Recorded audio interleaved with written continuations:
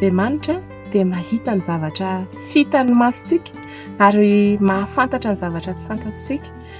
Maheno ihany koa izy ny zavatra tsy rentsika. Dia mba ho fiarovany antsika dia indraindray misy varavarana akatony.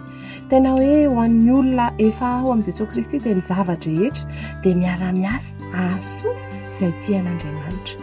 Koa raha sendra rahona ny fiainanao androany, raha misy zavatra mampalahelo anao na mampiady sainanao, mety ho tsy fanalana asa, mety ho aretina, mety ho olana goavana tena tsy ahitanao hoe aiza raha ny tany ombana dia izao tadika.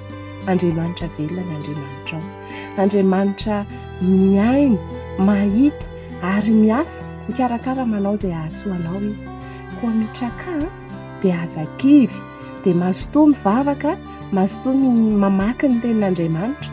Ny tenin'Andriamanitra hoentina hampahirezana anao androany dia ny Salamo 7:30, 9:20 sy 9:20 manao hoe indro ny mason'i Jehovah mitsinjo izay matahotra azy dia izay manantena ny famindrapony mba hanafaka ny fanahiny amin'ny fahafatesana sy hamely azy raha misy mosary.